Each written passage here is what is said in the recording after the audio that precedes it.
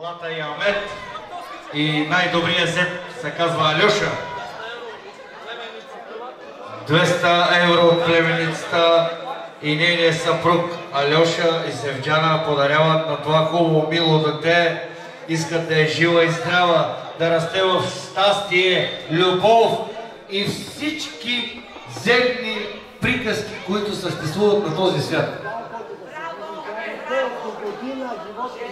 До година живот и здраве! Бащата на Емили пожелава същото, да си имате едно момиченце, да бъде жива и здрава, нека да запланувате едно дете.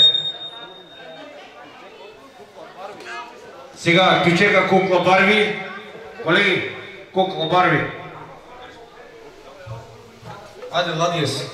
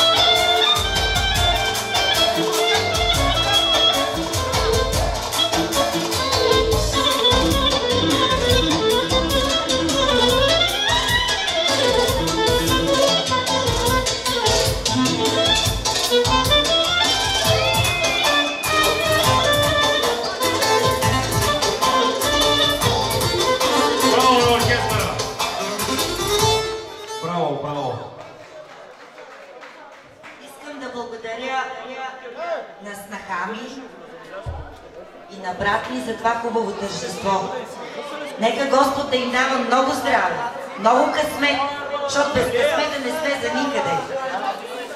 И когато двама човека се обичат, постигат всичко, да знаете. Желая ви много, много любов. Останалото идва само. След любовта идва уважението, аз това бих им пожелал. И така, следващия, който една от сестрите на Зали, това е средната сестра, се казва Сева. Севджа ще я наречем, която подарява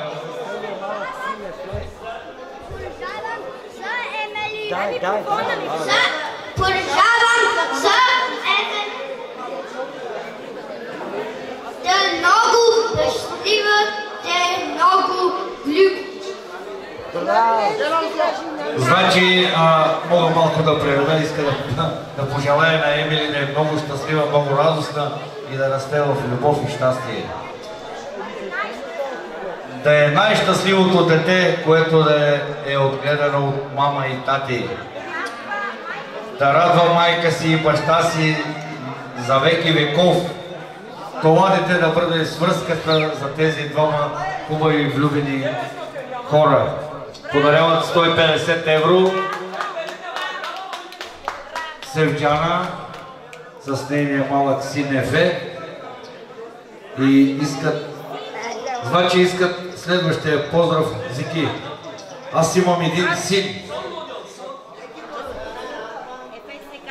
Имам един син.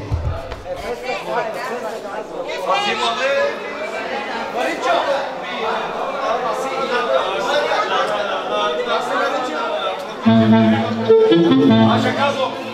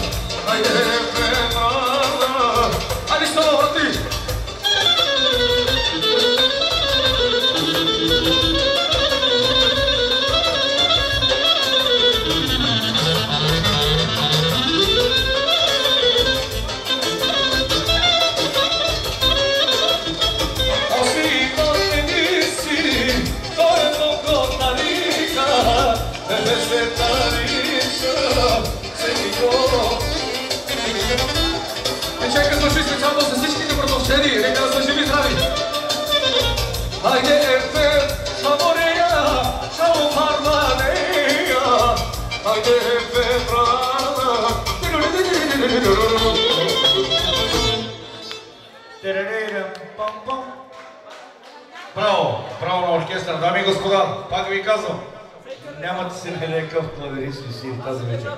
Фанахте Джак Пола. Така, следващия, който иска да дойде на тази хубава сцена, това е... това е един от сериозните братя. Един от сериозните братя се казва Методи, който той не работи в Германия, той работи в Швейцария. Само че местожителството му е в Германия. Да. Не получава евро, той получава лири, стерлинги. И зато и напред много от нас, от Хаген. Да му направя реклама. Франкове. В франкове, ама изглежда се обърнал парите в евро, като гледам. Защо франк? Нали франкове получаваш? Няма ДДС. Няма ДДС на франковете и зато ги обърнал ги в евро. За в начало подарява 100 евро и 200, 250, 350 евро от малкия брат, който се казва Методи и неговата мила съпруга Санка, която ще има след 4 месеца едно прекрасно момиченце, което ще се казва... тайна е, момичето е тайна.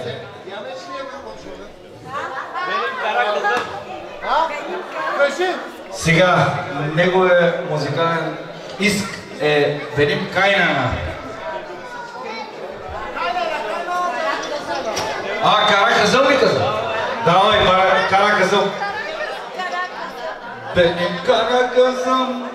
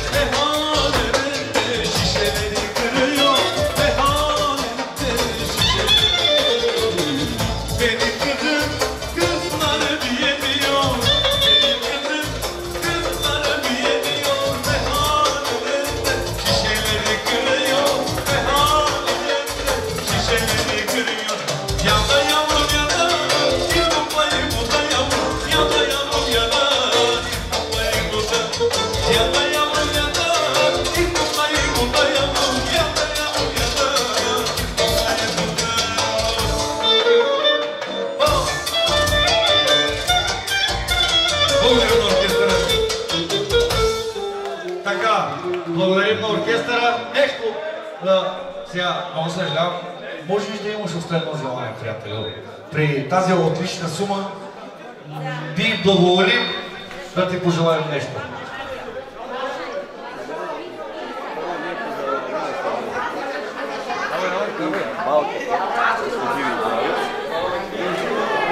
Най-голямо щастие да трябва.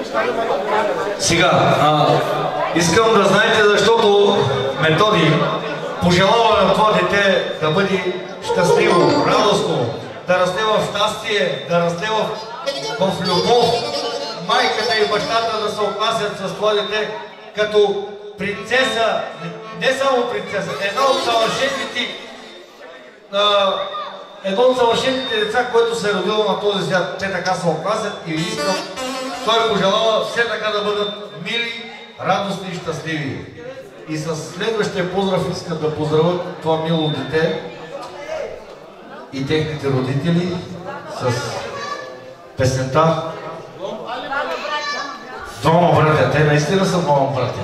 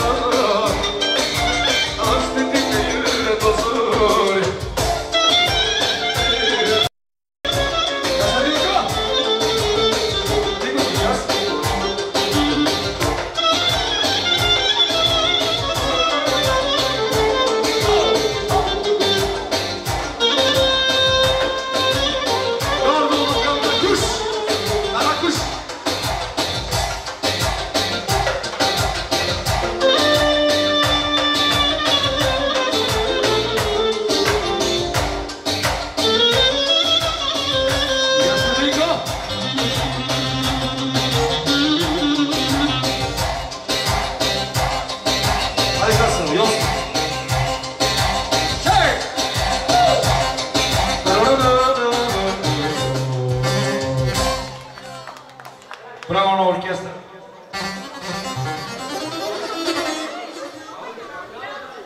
Искам да благодаря на всички братя и сестри и на всички присъстващи. И искам да кажа, имайте се и пак се имайте. Прощавайте си, пак си прощавайте и тези, които са от 35 години нагоре, нека да показват на младите, на малките дечица, как семейство, фамилия се гради. Защото един ден всеки ще иска да направи тържество и всеки ще се гордее с фамилията си. Имайте се и пак се имайте. Браво за тези хубави имена. Тя е виновничката. Тази вечер да правим рожден ден, да знаете. Тя е виновна. Тази вечер да се веселим, да едем и да пием. И да сме радостни. Баба Емине е виновна. И най-много на нея трябва да благодарим. Това семейство трябва, Нели и Салим трябва да благодарят на баба Емине, защото ги е почти дарила с дете. Голяма рима има. Значи има голяма рима. Баба Емине ги е дарила с дете. Това без да искам му казах, има рима. Нека да е жива и здрава. Това и го пожелава Салим. Нели също пожелава. Ама не го е родила тя. Помогнала е за тяхното. Както до сега не са били разделени за лошо и за добро, са винаги били на масата и те са разбирани така и за напред. И да бъдат все щастливи, като всички и други останали родители.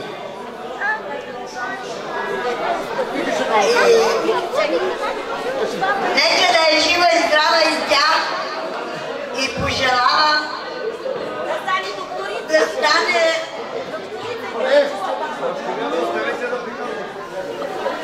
Господ вече там знае как учението нейните. Най-вече здраве да дава Господ. Значи, моята баба е малко... И се сърдат останалите деца, че тя е най-малката от всичките внучета. И когато остана един час свободна, гледам да я взема. Признавам си, че не мога без нея. Всички други обичам. Обичам внучета. Сърцето. Но тя е най-малката и за това сърцето ме е много. Само тя и на нейното име. От 5 деца, само Салим е кръстил на майка името. Браво, браво! Да е жива и здрава! Нека да е жива и здрава баба Емили и детето също се казва Емили. И тя е една от втората майка фактически на това дете. И подарява за това дете